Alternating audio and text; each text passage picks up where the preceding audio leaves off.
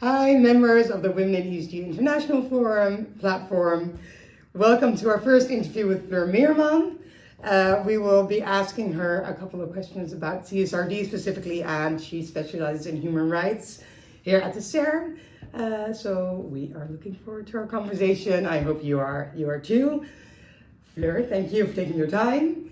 Maybe you could give us a short introduction about who you are and how you came to work in this specific field. Yeah, well, first of all, thank you so much for inviting me. I'm honored to be the first guest. Yeah. So my name is Fleur Meerman. I've been in sustainability for over 15 years. I've been working in retail and sustainability in over 15 years. And I've worked in international supply chains, both here in Europe and in Asia. And the way it started after my master's, which was mainly focused on European and international human rights law, I didn't really know what to do. But I did know I wanted to pursue something with this topic. But as I had no clue, I kind of by accident rolled into a management traineeship at a European international private label company. Mm-hmm. And there does have a clue after they graduate. Well, and this management traineeship is quite nice because you get to work in different departments for half a year. So I worked in buying, I worked at the packaging department, I worked in the store as a store manager. And my last assignment was in the quality department, where they also were doing some sustainability tasks, but it was not really, there was not a full position or the department name was also quality department. But I lobbied a great deal. And after this traineeship, they created a position and I became I think CSR advisor. Yeah, I guess in those days it wasn't normal at all to have a sustainability person or department within a company. It was a little bit upcoming, so this is around 15 years ago or a little bit less. And there were some auditing, like the focus on sustainability was mostly in auditing and supply chain auditing. But more embedded in the rest of the organization, that was not really there yet. There were some policies, so it was quite new. And it was actually really nice because when I joined the team in that sense as a CSR advisor, I got to travel to, I think, over 15 countries, audit factories, visit them, work with our agents, and really got an understanding of what's happening in the supply chain. And I also contributed to CSR policies at board level. So I got really quite a good feel of the range of sustainability or at least supply chain sustainability. So after having worked there for more than 5 years, I wanted to get closer to where it's happening. So I moved to China. I started working for a jacket company, and we had our own buying office in China with 30 people working there, and I was operations and CSR manager. And we had an own factory in Vietnam and a partner factory in Myanmar, and we had factories that we worked with in China. And my role there was very much to really work with the suppliers to make improvements on sustainability. And sustainability, what did sustainability mean in that context? It's a good question. We focus mostly on health and safety in the factories, a little bit environment, building safety, but health and safety was the main focus, but also working hours and pay. And what I really noticed there is there are a lot of paper realities here in Europe behind desks, and there's a reality on the ground. And also culture is very important, so that's really kind of like the main insight. Like you need to understand what's happening on the ground if you want to make effective policies and if you want to make an impact on ESG. Having worked there was a really good experience. Unfortunately, the company that I moved to China for went bankrupt, and that was really intense. I moved there to try to make a difference, and then it was a really negative impact. And also because we noticed that we were really making investment in sustainability, but it does cost money. It's not always for free. And if you've always paid a price that's actually too low, and now you tell your customers if you want to have it in the right way, it costs more, it's challenging. It is. But that's changing a bit over time now. So after that happened, I stayed in China a little bit longer. I did some consultancy. And then when I got pregnant, I moved back to the Netherlands because the pollution was so bad in China. Yeah, I can imagine. And I actually want to go on maternity leave. I was, I think, 7 months pregnant. Yeah. But then I saw at the SER, where I'm currently working, that they were looking for people that could contribute to change on the ground in different high-risk sectors via sectoral agreements, and I thought I need to be a part of that. So that's a little bit long introduction of where I am right now. But one of the most interesting subjects.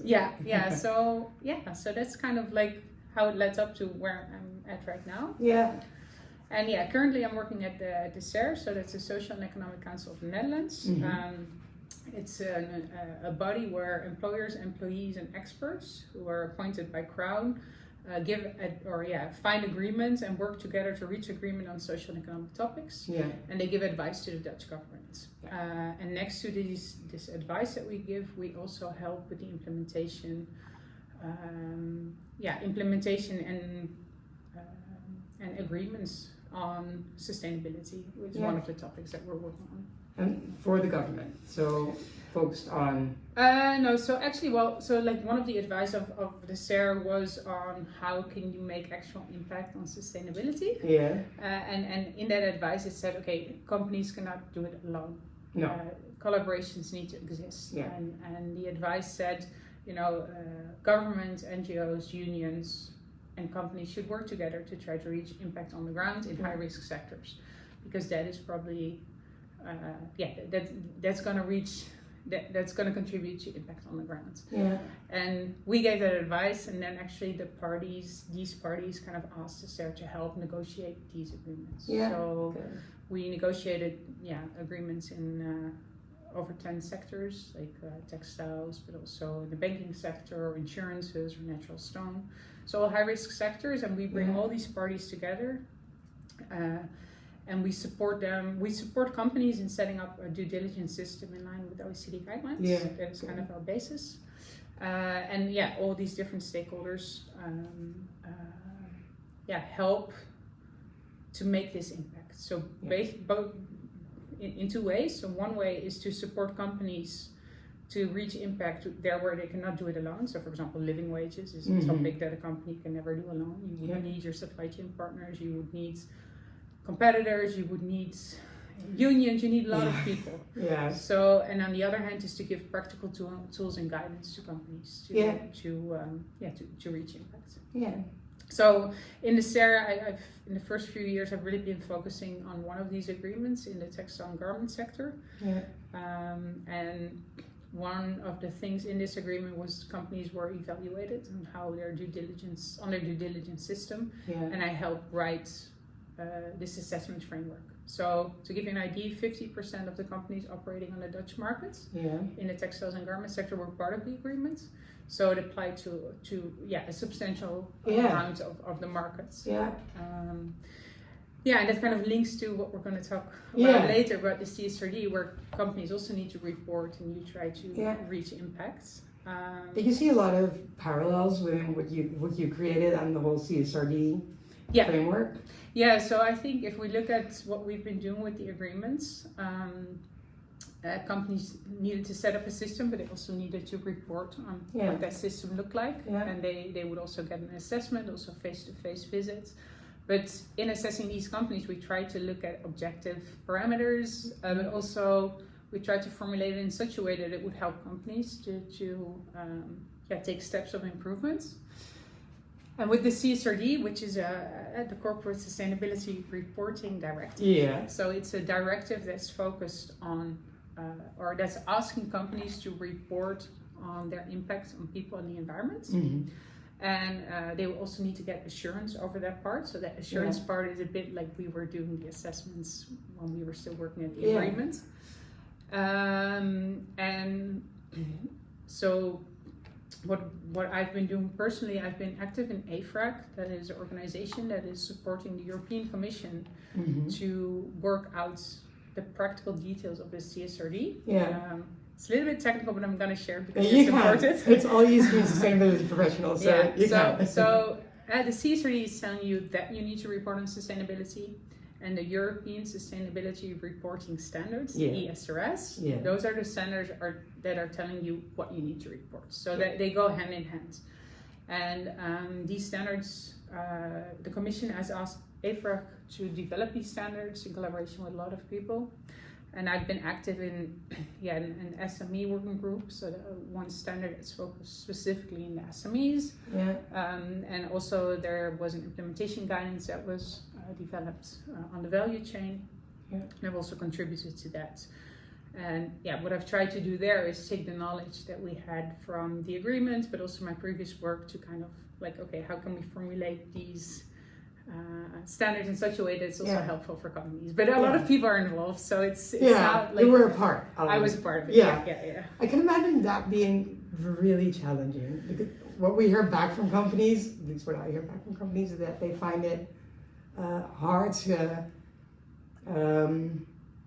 to see what exactly they need to do, and because there's so many guidelines and so many standards, and there's so many supply chains and stakeholders they have to report on. How do you, from the legislation point of view, what's your point of view on that? Well, it's challenging. I mean, if you're honest, if you look at the CSRD itself, it's a huge, it's huge, and then the ESRS, and if you look in the ESRS, you have different levels. So you have the standards that apply for everyone that's within the scope of the CSRD. So that's mostly large companies and publicly listed companies, and also SME listed companies. But the standards for this, everyone falling under the CSRD, they contain over 1,200 or almost 1,200 data points. So that is a lot, because you also additionally have sector standards. But the key is that you only need to report on those topics that are material. And material means they are relevant for you as a company. It means through your business or service, you have an impact on people or the environment, or sustainability is impacting you. So to give an example, if you are a textile company, you're making jeans in Pakistan, the process of making the jeans, you need a lot of water, you need a lot of chemicals. The risk on people and the environment is really big. So if you're producing these jeans, you would need to say something about where you're producing this, what the situation is for the workers in your supply chain, etc. So that is the impact on the environment. So that's one part of the double materiality concept, which is a key of the CSRD, which tells you what you need to report on. The other part is, what is the effect of sustainability on your company? So if we take this same example in Pakistan, there were big floods last year. This has to do with climate change. If you have all your factories there and they're flooded, it can have a huge effect. So these are like the two elements that you need to report on. So the materiality helps you to kind of focus, but it means that you really need to understand what your supply chain looks like and who is affected. And I think that is a little bit new.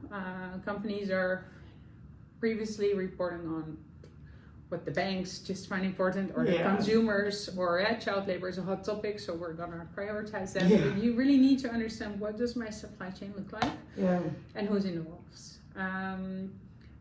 And yes, it's a lot of work, but it also, and that's what I've really seen, it really helps focus the strategy. I mean, and this is also, I think, one of the main messages that I would like to give.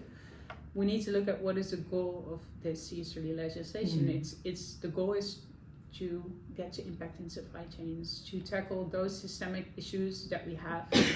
And the CSRD, because everyone's reporting in a similar way, we can compare the data. And that also means that governments can set up policies or can work towards making improvements, or for example, trade policies.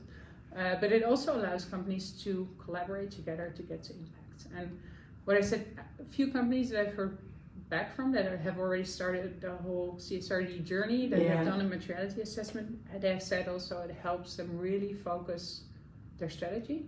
And it's also clear for everyone within the company, what are we going to do? And the good thing is, the top really is responsible.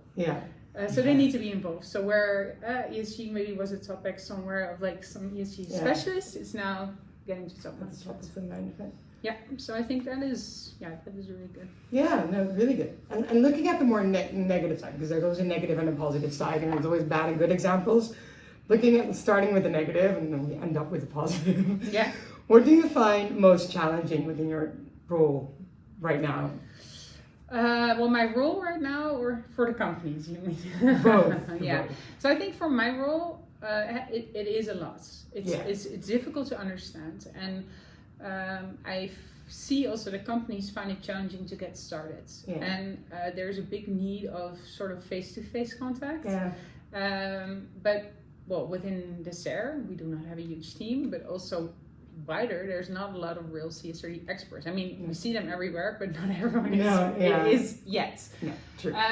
So I think the challenge there is you want people to feel comfortable to get started and preferably have face-to-face contact, but it's not always possible. Yeah. So what we really try to do is like, okay, what can we do to scale it up? So one of the things that we've done as SARE is we've organized webinars with really easy to understand information about the CSRD. We've included a lot of practical examples from companies. We've had experts at the table that are really able to explain it in an easy to understand way. And of course we had the webinar once, but afterwards it could also be rewatched. And we've had over 40,000 views right now. So it's well, people are appreciating it.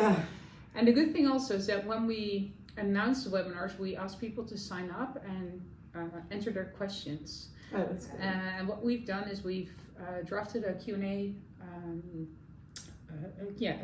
form based on thousands of questions. And we see now that like 90% of the questions that we get can be covered by this Q&A. So that is the way how we try to deal with try to scale it up, but it is difficult. I mean, I think we would need more experts, and the face-to-face contact is sometimes it helps you to get started. So hopefully this is also helping companies to get started. What would be the question you get asked most? Well, you see companies that are just getting started, they just want to know, am I in scope of the CSRD or not? And it sounds like a simple question, but it's not. No. It's also because right now, we're now in the beginning of April, the transposition into Dutch law hasn't been finalized yet, so it's not 100% clear yet what the scope is. No. And I think we get a lot of questions, like practical questions, like, okay, how do I collect the views of stakeholders? How do I register it? So there's a lot of need for practical tools and overviews and good practices. So I would say that's. Speaking of good practices, it's always nice. Do you have examples of best practices that you thought were smart, or ideas that you didn't hear before? And well, I think it's really new. The first group that needs to report, they need to report next year. So they're collecting data now. But what I see is happening a lot is that sectors are working together. So often within sector associations, they jointly do a risk assessment. Every company is different. They have different processes, but a lot of things are in common. And it's useful if that is already collected in a general level. So we see, for example, that sector associations invite several stakeholders like NGOs and unions and to get their view on what's important for the sector. So I think that is useful. So if you're working in a sector where they're not doing that, I would definitely speak with your sector association. I've also seen some companies that have really invited their supply chain partners, like already now, to explain to them, okay, what's coming, what's happening with the CSRD, what kind of information do we need? So for example, CO2 emissions, that is at the biggest impact is usually deeper down the chain. So that means that the company that needs to report here is usually not the person who's really getting the data. That comes from the supply chain. But you cannot kind of figure everything out yourself and then tell your supply chain partner, oh, just give me the data. So what we've seen is that they organize sessions where they really jointly try to understand, okay, what is it asking us of us? How can we get the information? What do you need of me to get the information? So I would say that is a really good example, and something that I really want to encourage everyone that's working on sustainability. You cannot do it alone. So you need to include your supply chain partners timely, and also don't just say, okay, this is how you need to do it. Try to understand what's workable for them and how you can collaborate in that way. You speak to a lot of companies. This is a side question, not prepared. You speak to a lot of companies. I think you see how sustainability, ESG, and CSRD is structured within a company. In my experience, it was always HR or communications. Mm-hmm. Now I see it's more finance. Do you see there's a focal point for companies where they put the professionals that have to work on ESG or sustainability, or would have to that work in sustainability? Well, what I see right now is that people that are working on the CSRD are really putting a team together with people from all different departments. And that's what it needs to be. It's social, it's environment. So you need to have someone from HR for all the information about your own organization. Yeah. You need someone from logistics or sourcing to understand, okay, what does your supply chain look like? What are your impacts there? You need someone from finance to think about it, like, okay, what is the impact of sustainability on you? And you need someone of CSR that really understands how you can kind of, in this whole bunch of so many topics, can kind of prioritize. And I see there's like also a bit of a challenge because the financial people are like numbers and they want to make everything hard, and the CSR people are a little bit more like, okay, living wage, we maybe don't know the exact number, but it's not necessary because we want to take steps towards improvement. Yeah. And I think that it's also interesting that these different departments are now being connected. Yeah. And the fact that in the CSRD, you need to report on E, environment, as social, and the G of governance. And that means there's also quite a few requirements on the knowledge of top management on sustainability. Yeah. So they are like kind of forced to, actually improve their knowledge and to make sure that it is more integrated. So I think that is really positive. I think what's also positive is that the CSRD is asking you not only to look at the short term, which they say is 1 year, but also the medium and the longer term. So the medium is 5 years, and 5 years plus is what they say longer. Yeah. And you have to look at actual impacts, but also potential impacts. So it makes it big, but it also helps you focus and kind of look ahead. So one example, I had an SME company that their product was actually oil based. Obviously they knew that, but they were now forced to look at this from a longer term perspective. Yeah. And they said, okay, our products are oil based. If we think about 15 years, is that sustainable, or do we need to really look at our business model? And what they did is they kind of introduced renewable materials. So they looked at their business model, and that is what the CSRD is actually aimed for. Yeah, that's what it's all about. Yeah. Because it now, of course, the larger companies, there's a whole threshold of companies that have to comply by the end of the year and beginning next year. If you're a smaller company, because we also have members that maybe join a smaller company who don't have to be compliant yet, but really want to start somewhere, where would they have to start? Yeah, so I think it's important that for those companies that do not fall under the scope of the CSRD, they can still be affected in two ways. So first of all, they can be in the value chain of bigger companies, and they can be asked information from that perspective. And there's also companies that maybe want to get financing, etc., and they will also be asked to share information. So in the CSRD, there's specifically a standard for listed SMEs. So that's a relatively small group. Mm-hmm. And actually what they said is this listed SME standard is also the cap for what bigger companies can ask their supply chain partners that are also maybe not falling under the CSRD directly. But what is now being proposed, there is a standard developed for this listed SMEs, but also a voluntary SME standard. And that's a standard which kind of has 3 levels: a really basic level, policy, action, and target level, and business partners level. And the idea of this standard is that really low level, you can kind of get used to what kind of information you would want to report on, and not make it this big all at once. So for those companies that want, I would definitely recommend to look at, it's called the WiESGi, the voluntary SME standard, and that's a really good starting point. And I think it's important that also the bigger companies accept this standard and that they're not going to ask a lot of additional questions. No. And that is kind of like what we have to see in the next year and a half, if these larger companies are going to accept it. But if they don't, I don't think it's going to be sustainable for the SMEs in the long term, because they cannot manage all the requests from the companies. No, I can imagine it's hard because it's too much for smaller companies. Yeah. And then looking at the future, because this is a base set within Europe for all companies. What do you think will be the addition to this, or how is sustainability and ESG in business going to work out in the end? Well, I mean, I think the CSRD is a reporting standard. I think transparency is a precondition for impact on the ground, but just with transparency is not going to lead to any improvements. So I think what is needed is that this data is actually used by companies themselves to compare themselves with others, by supply chain partners to look at, okay, can we kind of nudge or encourage companies to do something, but also to kind of reward companies. And I hope and I think, because it's now really embedded at top level, I mean, in the past you could like unknow. As a top manager, you just didn't know. Yeah. It was so complex, never heard of it, but you cannot do that anymore. No.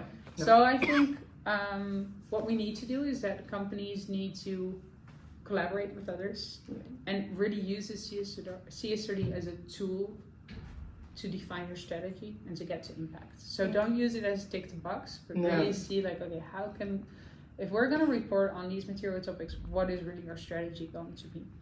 What do you think the biggest challenges in the future are going to be with strategy setting or? Well, I think it's a lot. So I think it's challenging to focus, but I think the only way to make it work is step by step. And that is a good thing with the CSRD. I mean, you can say this is a material important topic, but I don't do anything yet. Yeah.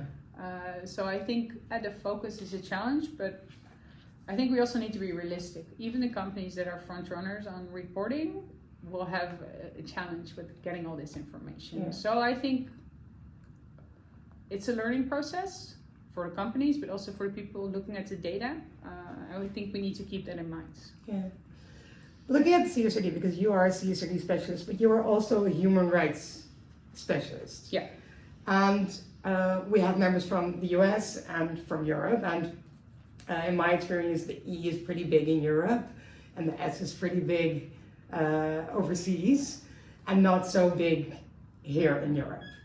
Okay. Is that something you agree? Do you agree? Yeah, it's interesting that you're saying that. I'm not 100% sure.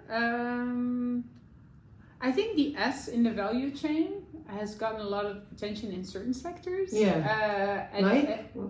So, for example, in textiles, there's a lot of focus on the S, living wages. And the E is also easier because you can measure it. So we see that a lot of companies, it's easy to set targets on the E because you can much more easily measure it than the S.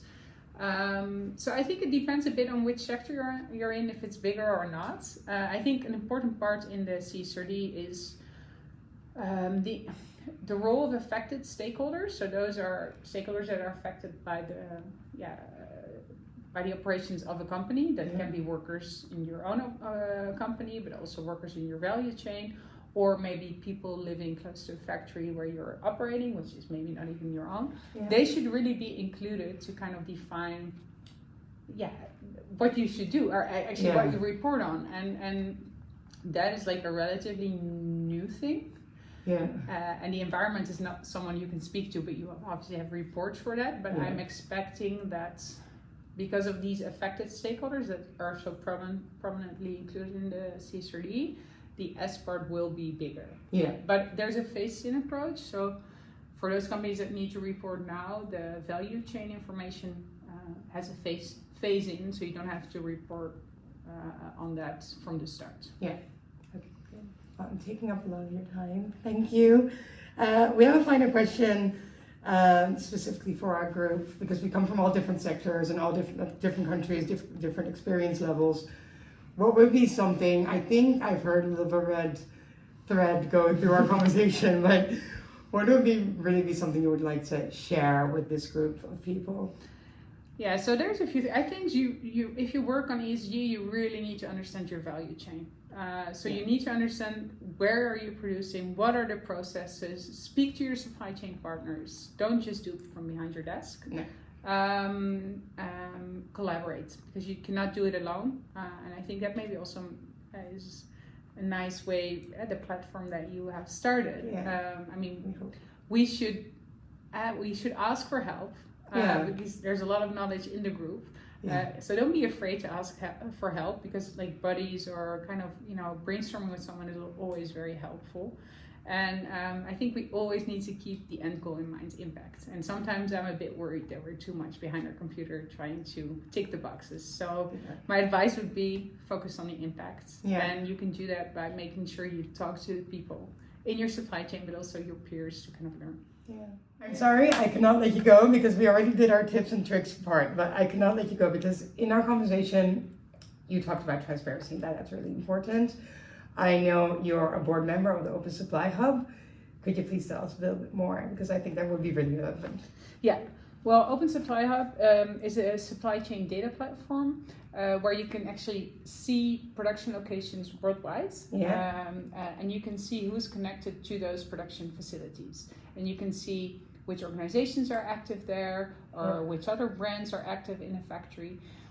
So it really allows you to get a better understanding of who you could collaborate with to work towards impact, or who you could collaborate with to look for risk assessments, or maybe which NGOs you could work with to get to impact, or which unions are active.